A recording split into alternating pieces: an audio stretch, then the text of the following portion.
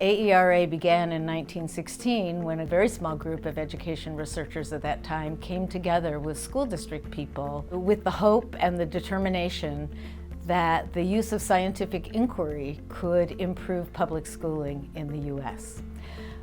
The uncanny thing about thinking about 100 years ago and today is that so many of the social and political and economic circumstances of 1916 America are very much like the world today.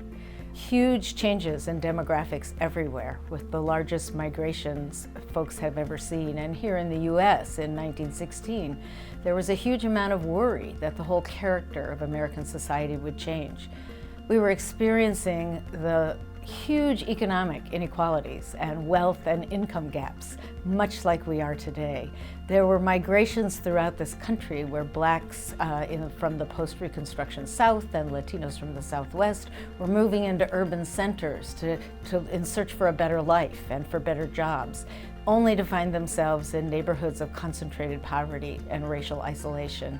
Global conflict was threatening everywhere, and there were worries about terrorism. The theme lifts up the idea that our scholarship needs to be public scholarship, and it needs to be engaging the questions of how democracies around the world become both very diverse and remain or become very democratic at the same time.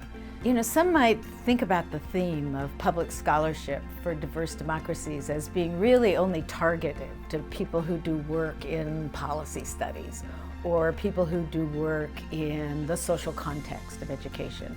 But in fact, across the range of AERA divisions and SIGs, there are both basic understandings and applied learnings that should be affecting and informing the way people think about our work. I'm hoping that members, as they make submissions for the annual meeting next year, come up with new and creative other ways of thinking about it. But the one way I think about it is maybe a more traditional way, and that's being a public intellectual. But a second way is really has to do with being a partner with professionals or with the public. So becoming a research partner with the school, with the school district, with a community organization, and mutually coming up with problems that need to be solved and using our best tools and understandings to help inform the problem in combination with local knowledge. Another way is to think about our role in creating a demand for research, of elevating the level of public discourse or policy debates so that we become more sophisticated as a society about demanding to have not only evidence, but having good evidence, and to think about what evidence means. As people are thinking about submitting, I hope they'll think both about the challenge of illuminating how their research is both relevant and useful and also demonstrates the rigor of their scholarship. I'm hoping we'll have a very lively program and that the reviewers will be on the lookout for very innovative formats as well as innovative substance for this theme.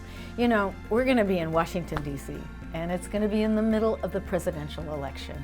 And I'm hoping that our meeting is going to be infused with lots of people interested in politics and the politics of education decision making. And I am so excited about having them see and hear AERA as being accessible, exciting, enthusiastic, and really exploring the edges of how research can be both done and communicated in a very public way.